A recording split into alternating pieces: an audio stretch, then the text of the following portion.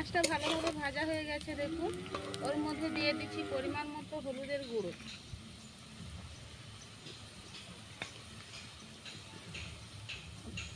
পরিমাণ মতো লঙ্কার গুঁড়ো,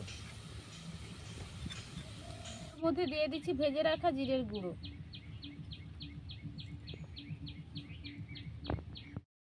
নমস্কার বন্ধুরা, আজ চলে আসছে আর একটা নতুন রেসিপি নিয়ে। আজকে বানাবো শাউট চিংড়ি। তার জন্য কি কি উপকরণগুলো নিয়েছি আপনাদেরকে বলছি। শাউটটা কেটে সেদ্ধ করে নিয়েছি নুন হলুদ দিয়ে, সঙ্গে আলুও দিয়েছি, এরকম চৌকো চৌকো করে কেটে নিয়েছি।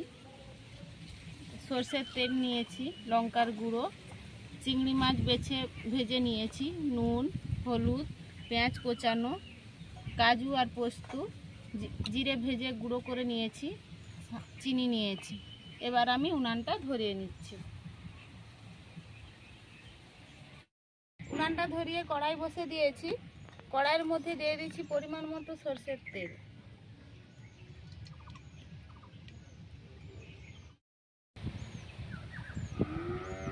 কড়াইয়ের মধ্যে তেল দিয়েছিলাম, তেলটা গরম হয়ে গেছে। ওর মধ্যে দিয়ে দিচ্ছি পেঁয়াজ কোচানো, পরিমাণ মতো একটু নুন দিয়ে দিচ্ছি, পেঁয়াজটা যাতে তাড়াতাড়ি গলে যায়।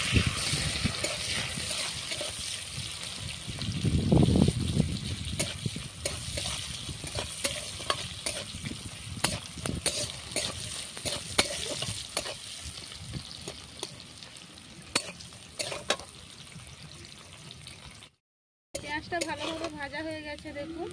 ওর মধ্যে দিয়ে দিচ্ছি পরিমাণ মতো হলুদের গুঁড়ো,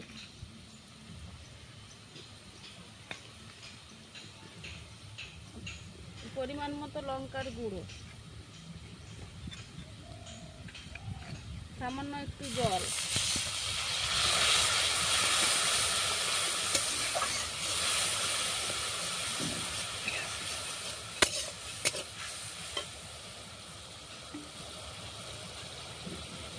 দিয়ে দিচ্ছি ভেজে রাখা চিংড়ি মাছগুলো।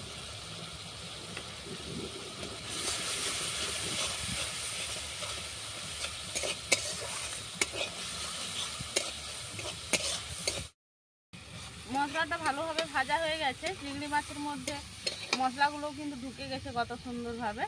ওর মধ্যে দিয়ে দিচ্ছি সেদ্ধ করে রাখা শাউট আর আলু।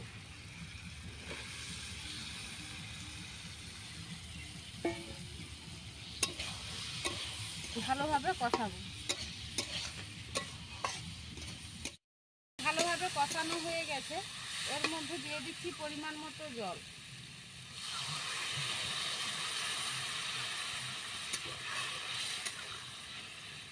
জল দেওয়ার পরে ফুটতে থাকুক, আমি ততক্ষণে কাজু আর পোস্তটা বেটে নিচ্ছি।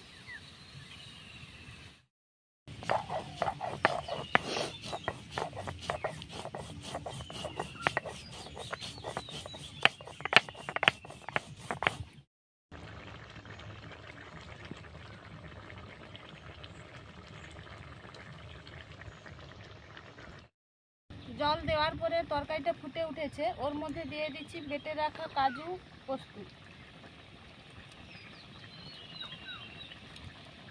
দিয়ে দিচ্ছি স্বাদ মতো চিনি,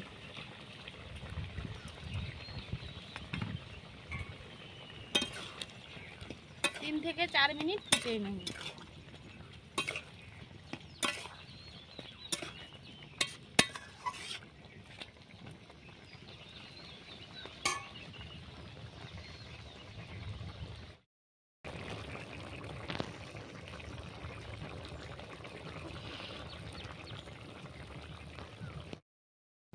শাউট চিংড়িটা পুরোপুরি রেডি হয়ে গেছে।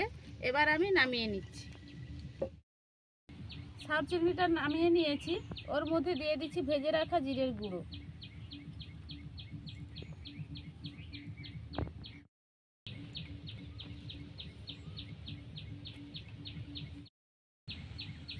আমি যেভাবে বানালাম আপনারা অবশ্যই বাড়িতে বানাবেন। কেমন লেগেছে আমাকে কমেন্টেও জানাবেন।